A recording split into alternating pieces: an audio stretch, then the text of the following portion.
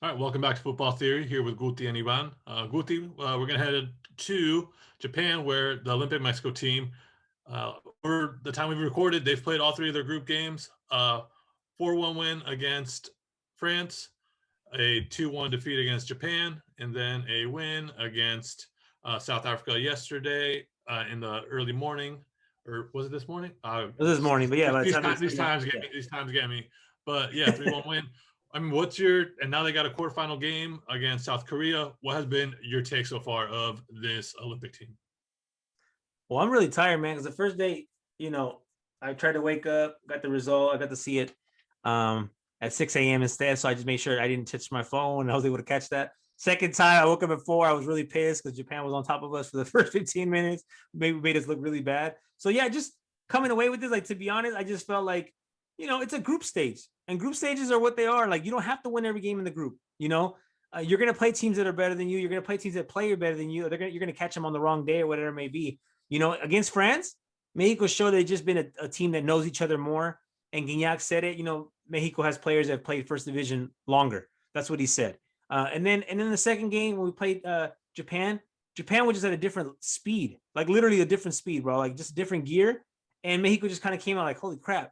And by the time they figure it out, they're already down 2-0, and that which I totally believe is a bogus bar PK, which was like a little nail, definitely in a tire, like a flat tire that Mexico was already like dragging along. It's like they're already playing bad. They've already given a goal. They don't even know what they're doing. And then you make up a PK. So like mentally, Mexico was just out of it, right? They needed to get to the halftime. But that one goal they scored, that meant a lot, because then it means the third game you didn't need to, get a crazy result or anything like that. So, at the end of the day, it's a group stage. They took care of, they won 2 games, even though it looks kind of sour because we want to win every game. But 6 points out of 9 is not a big deal. I think South Korea is better than Japan from what I've seen. They scored a lot of goals, but it's gonna be a close one. Mexico has to be. I think Mexico's benefit is that they play Japan, and I know it's like kind of weird, but like, I know their teams from the Asian continent, but at least they can kind of have some idea. Like, okay, we can't play that slow. Like, we can't play this like pass the ball Mexican soccer style. We're gonna have to like take it to them. You know what I mean? We can't let South Korea have the ball. Yeah, you make a point about, at the end of the day, it is group stages and it's about navigating a group and getting out. And, this was probably the toughest group on paper. Um, you know, the South Africa game, Mexico was just better. They took advantage of it, overwhelmed them with talent. For the Japan game, you got to credit Japan. They're taking this very seriously. They're the host nation. They have a lot of good players on their team. Mm-hmm. They are very fast. They attack with a purpose. They play like a team that's been together for a while. And defensively, they're where they decide to pressure Mexico in these 2 blocks.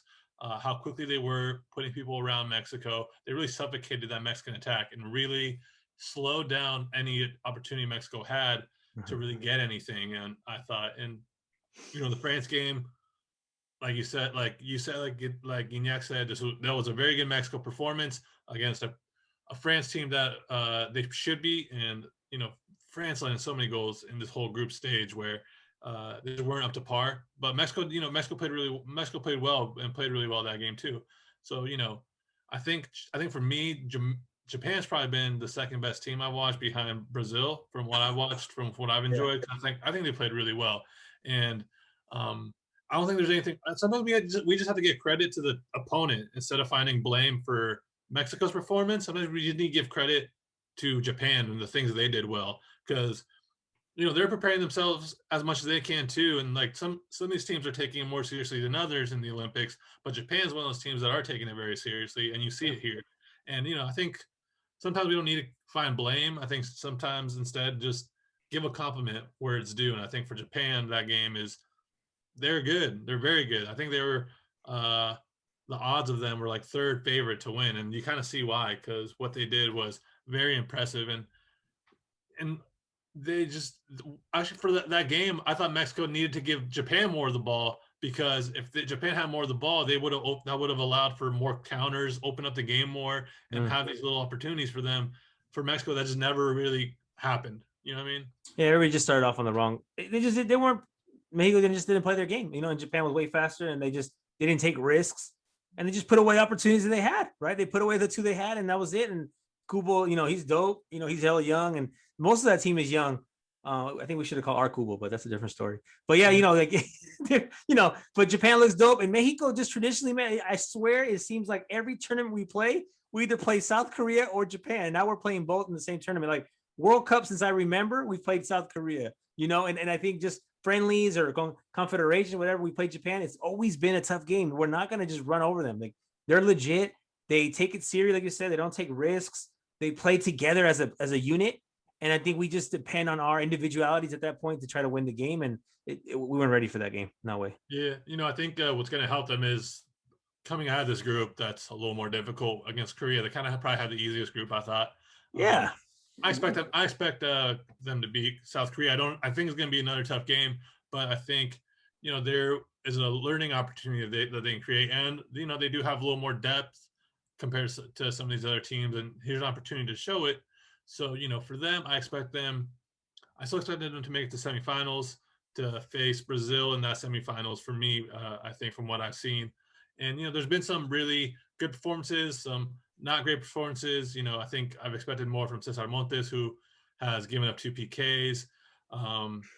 The midfield isn't clicking as well as I was hoping it would be. Especially that Japan game, a little slow touches, really heavy touches where the pressure of Japan, they just pounced on it and won the ball back. But there have been some impressive performances. Varga has been great for Mexico. Atuna was good in the last game as well. Lainez was, I think I've seen a lot of things from Lainez that I like, and the things that make him, what people really like about him, he does really well too. Yeah. And, it's been a different combination of things, but I think I'm getting more positives than negatives so far. I think you don't learn from a win, right? You learn from losing. So if you can lose in a group and somehow still get out of it, it's not a bad idea. And also the fact that Mexico played, I'm telling you, they played an Asian team, right? An Asian continent team, like from the same confederation. I mean, they can at least have a little more respect for South Korea when they go play them. Like, hey, this team is gonna be, they've scored more goals than Japan. They've shown that they have more goals than Japan does. But we have to be ready to play them. We can't play at a different gear. We can't be slow. Romo has to carry. The players that we took as older guys have to carry this group. You know what I mean? The same way Oribe Peralta took the team on his back last time, or in 2012, sorry. Carlos Salcido was there as a veteran, right? And obviously Corona. We've seen it from Ochoa. We've seen what he could do. We've seen his leadership. Henry Martin, I guess they're saying he's playing really well. The way his style of play, I guess, is fitting. But Romo has to step it up, man. He's going to have to show us why he's there. Why is he the OG that's there? Yeah, I think, his game for me, Romo has always been a kind of guy, like, you don't notice him until he's not there, has always been. There's players like that, where they do so much, and then when they're not there, you realize, oh, there's something missing, something's not clicking. And I think that's probably needs to see a little bit more of that from him. But, with Rodriguez gone with a stupid red card that he got, here's an opportunity for him that he does need to step up and really. Well, he's gonna play. Yeah, now he's gonna play a different role, right? I think they put him at the defensive, and then give someone else opportunity to go up. But this is where I don't know. Now I'm kind of questioning. Maybe they should have took Edson Alvarez and switched them out. Maybe Romo could be in Copa Oro instead. Depending on what unit they're with, I don't know. Edson Alvarez is come on, man. No, yeah, but Edson Alvarez is doing so much for the national team, and that's fine. I actually never gonna let him go probably either. So no, I'm just saying. Okay, yeah, man. So by that time, he's going to be in the semifinal. I think that Brazil team, Richarlison and those guys, I mean, they're playing at different speed too. You can just tell, right? They're just playing quicker. Like, oh crap! So Mexico has a tough road, but if you want to be a champion, you're going to have to beat whoever you play. Yeah. I think this team does go to the semifinals. From there, who knows? They do tend to step up, like especially against Brazil. I think Mexico has had problems against teams like Argentina, but from Brazil, for some reason, something about them in a lot of different. Hey, we won a gold medal before Brazil ever did. So that's all I have to say. Yeah, you can ask Marcelo, Neymar, Juan, Thiago. You can ask all those guys how they feel about that one. So yeah. Absolutely. And I think for me, what I've got, you've seen guys that can step up, and you can see them, especially I'm talking about World Cup qualifying in the future, where they can add depth, because you're going to need to have some rotation. Alexis Vega needs to be on the senior team. Yeah, Alexis Vega has to be a sub. He has to be a sub. Yes. I think the thing is, even if it's, with Vega, even Lainez or and then Atuna too, I still don't see them starting if we have all our spots, all our horses. And that's okay. That's okay. But yeah, because Corona is at the peak of him as a player. You know, he was a year removed from being the best player in Portugal at the right wing. You know, when he's on, no one does what he does for Mexico. He needs, you know, he's a starter. Chucky, he's a starter. You know what I mean? So you know, those kind of positions, they're not going away anywhere. You know, Herrera, he's a starter.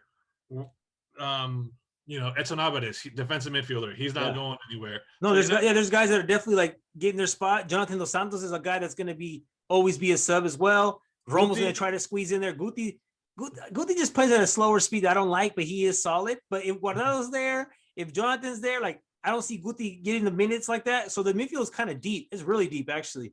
You know, but they're all kind of fighting for that one spot.